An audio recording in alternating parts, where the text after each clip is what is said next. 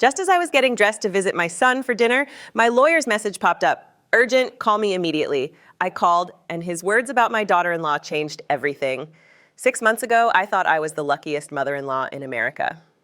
My son James had finally found his person, Cassandra, a pediatric nurse with a smile that could light up a room and a heart that seemed to have space for both James and his old-fashioned mom. I'm from a small town just outside Albuquerque, New Mexico, where people still wave at neighbors and leave their doors unlocked. So when James and Cassie asked me to sell my house to help fund their dream wedding, I didn't think twice. They promised I'd always have a place with them, and I believed every word. After all, Cassie called me Mom Thompson with such warmth it made my heart ache in the best way. Selling my house felt like a small price to pay to see my only child happy. That Tuesday afternoon, I was in my new apartment, a cute little place with yellow walls I'd painted to cheer myself up after moving. I was ironing that navy dress, humming along to some oldies, when my phone buzzed. It was Robert Mitchell, my lawyer of 15 years, ever since my husband passed. Robert's not the type to text after hours unless it's serious. His message was short. Call me immediately. My stomach did a little flip, but I figured it was about the will revisions we'd been discussing. I dialed his number and his voice came through tight, almost strained. Margaret, sit down. I perched on the edge of my bed, the cheerful yellow walls suddenly feeling too bright, too wrong for the moment. What's wrong, Robert? Is it the will? No, Margaret. It's about Cassandra, your son's wife. My heart dropped like a stone. What about Cassie? She's not who she claims to be. His words hit me like smoke from a fire. You know something's burning, but you can't see the flames yet. I gripped the phone tighter. What do you mean? I mean, Cassandra Williams Thompson doesn't exist. At least, not the version your son married. I let out a nervous laugh, the kind that escapes when your brain refuses to process what you're hearing. Robert, that's ridiculous. I've known Cassie for over a year. She's a nurse at Children's Hospital. She grew up in Colorado, lost her parents in a car accident when she was 25. Margaret, there's no record of a Cassandra Williams ever working at Children's Hospital. The woman your son married is using a false identity. The dress slipped from my hands, pooling on the floor like spilled ink. Through my window, I could see the maple tree where I'd hung a bird feeder, cardinals flitting about like nothing was wrong. Such a normal view for such an abnormal moment. That's impossible, I whispered. I'm afraid it's not. My investigator looked into her for the insurance policy updates you requested. Margaret, you need to get to James's house now. Don't call ahead, just go.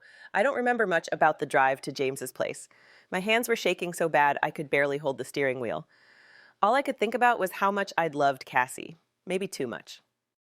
When you've been widowed for 15 years, living alone in a quiet apartment, a daughter-in-law who seems to genuinely care feels like a gift from above. Cassie had been so attentive, always calling to check in, always inviting me over for coffee or Sunday brunch. She'd been the one to suggest selling my house. Mom Thompson, she'd said one morning in my old kitchen, her hazel eyes full of concern, this place is too big for you to manage alone, and honestly, the neighborhood's not as safe as it used to be. I'd lived in that house for 37 years, raised James there, nursed my husband through his final days in the bedroom, overlooking the garden I'd loved for decades. But Cassie painted such a vivid picture of new beginnings, me in a cozy apartment closer to them, seeing them all the time. James and I have been talking, she'd said, squeezing my hand. The wedding's going to be expensive. If you sold the house, you could help us start our life together, and you'd have a fresh start too. The wedding cost $47,000. I gave them $35,000 from the house sale, money I'd planned to live on for retirement. But seeing James twirl his bride on the dance floor, his face lit up like it hadn't been since he was a kid, made it feel worth it. Or so I thought. Pulling into their driveway, I felt sick. Their house, bought with the rest of my money, looked like it belonged in a magazine with its perfect lawn and fancy landscaping. Through the front window, I saw them moving around the kitchen, laughing, preparing dinner. They looked so happy, so normal. But I knew something James didn't. In a few minutes, I was going to shatter his world. I sat in my car, watching them through that window. Cassie tossed her blonde hair, laughing at something James said, and it hit me. Every moment I'd cherished with her, every coffee, every hug, every Mom Thompson, had been a lie. I'd not only fallen for it, I'd paid $35,000 for the privilege. James opened the door with his big, familiar smile, wrapping me in a hug that reminded me he'd always be my little boy, even at 42.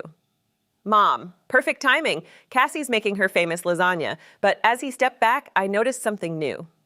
He looked tired, not just end-of-day tired, but bone-deep exhausted. "Everything okay, honey?" I asked. "Just work stuff. You know how it is in consulting." His smile didn't reach his eyes. Cassie came out of the kitchen wearing a floral apron over designer jeans, looking like she'd stepped out of a Pinterest board. "Mom Thompson, I'm so glad you're here." She hugged me, and for a split second, I doubted Robert's words. This couldn't be fake. No one was that good at acting. But as she bustled back to the kitchen, offering me wine, I noticed something else. The house was all Cassie. Her taste, her style, not a trace of James. No college football trophies, no antique clock from his dad, not even the painting he loved from our old house. It was like my son had been erased from his own home. "Cassie's got strong decorating opinions," I said carefully. James glanced around like he was seeing the room for the first time. "Yeah, she says my old stuff made it look like a bachelor pad." His voice had that same tone he used as a kid when he was defending a choice he wasn't sure about. "James," I said softly, "can we talk privately?" Cassie appeared in the doorway instantly, like she'd been listening. "Everything okay?" "Fine, sweetheart," I said, forcing a smile. "Just want to ask James about his work presentation next week." Her eyes narrowed just a fraction, so subtle I'd have missed it 6 months ago. But now I was looking for the cracks. And I found them. James led me to his office, the one room that still felt like him. I closed the door and faced him. "James, how much do you really know about Cassie's past?" He sat heavily in his desk chair, and I saw something that broke my heart. Relief. Like he'd been waiting for someone to ask the question he was too afraid to voice. "Why, Mom? What's wrong? Answer me first. What do you actually know about her?" He stared at his hands. "She grew up in Denver, lost her parents in a car accident at 25, worked through nursing school, moved here 3 years ago for a fresh start. Have you ever seen pictures of her family, her childhood home, nursing school graduation? She says it's too painful to talk about. The accident was traumatic." But doubt was creeping into his voice. I showed him Robert's text. My investigator looked into her for insurance paperwork. "James, there's no record of a Cassandra Williams at Children's Hospital." His face went white. "That's impossible. She gets calls from the hospital. She talks about her patients. When have you heard these calls?" He opened his mouth, then closed it. "She takes them in the other room, says it's patient confidentiality." "Have you ever visited her at work, met her colleagues?" She said the hospital has strict rules about visitors in the pediatric ward. His voice was a whisper now. "Mom, you're scaring me." "I'm scared too, honey." Before I could say more, the kitchen timer dinged, and Cassie's cheerful voice called, "Dinner's ready." "We go eat," I said, "and we act normal while I figure out how to tell you the rest." Dinner was surreal. The table was set with my good china, my wedding gift to them, and Cassie had made everything perfect down to the fresh flowers. But every bite of lasagna tasted like ash. I watched her, looking for the woman Robert's investigator had uncovered. And I saw her. The way she cut her food with surgical precision, the too casual tone when she asked, "So, Mom Thompson, how's the new apartment? I hope you don't regret selling the house." My nerves sharpened. Actually, I've been wondering about that. It's been a year, and I never got a clear picture of where all that money went. James looked up. "What do you mean? The wedding cost $47,000, and I gave you $35,000. But I contributed $50,000 total. What happened to the other $15,000? Silence crashed over the table. James frowned, doing mental math, while Cassie's fork froze halfway to her mouth. "There were additional expenses," she said finally. "The honeymoon, house improvements, my student loans." "Your student loans?" I kept my voice light. "I thought you worked your way through nursing school." Another pause. "I had to take loans for the final year. My savings ran out." James was staring at her now. "Cassie, you never mentioned student loans." "When we got the mortgage, you said you had no debt." Her mask slipped for a moment, just long enough for me to see the panic. Then it was back. "I was embarrassed," she said, reaching for his hand. "You were doing so well, and I didn't want you to think less of me." "Where are the loan statements?" James pressed. "I handle our finances. I've never seen payments." Cassie stood abruptly. "I need to check on dessert." She vanished into the kitchen, leaving us with a table full of unanswered questions. "Mom," James whispered, "what else did the investigator find?" I set Robert's folder between us. Her real name is Catherine Blackwood. She's 34, not 38. She's been married twice before, both times draining her husband's accounts. She's a professional con artist, James. She targets successful, lonely men, becomes their perfect match, marries them fast, and takes everything. James stared at the documents like they were in another language. From the kitchen, I heard running water, cabinets opening, normal sounds, but too deliberate. She was listening. The $15,000, I continued quietly, went to an account in Phoenix where her sister lives, her sister who's supposedly dead. James shook his head. But she loves me. I know she loves me. Honey, she's good at her job. The kitchen went silent. Cassie? James called. No answer. I felt a chill. Where's her purse? On the counter by the door. We moved to the kitchen. It was empty, the back door ajar, a breeze stirring the curtains. Her purse was gone. She's running, I said. James rushed to the front window. Her car's still here. She probably has another one nearby. Call Robert, then the police. Cassie's phone lay on the table, unlocked. Her call history was sparse, but her texts told the story. Messages to someone named Marcus. The old lady's getting suspicious. How much longer? And from that day, emergency. She hired a PI, need extraction now.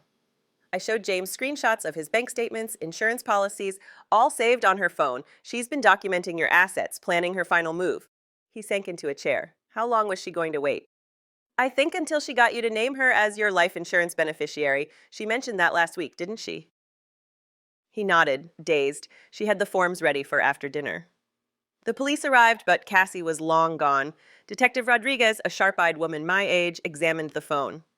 You probably saved your son from losing everything, Mrs. Thompson. These fraudsters escalate fast once they get legal access. It turned out Catherine Blackwood had conned dozens across 4 states. Her take nearing $2.3 million. I felt sick thinking of other families like ours, manipulated and betrayed. 6 months later, James and I sat on the deck of my new house, a place I chose for me. The legal fight was ongoing, but we might recover 60% of the money. James handed me a letter from another victim, thanking us for helping build the case against her. It helps me feel less stupid, he wrote. You weren't stupid, I told James. We were human, believing in love. He laughed, a real laugh, the first in months. When did you get so wise? Always was, I said with a grin. You just stopped listening for a while. As the sun set, I realized Catherine gave me something unexpected. Proof that I'm stronger than I knew. And that's worth more than any money she took.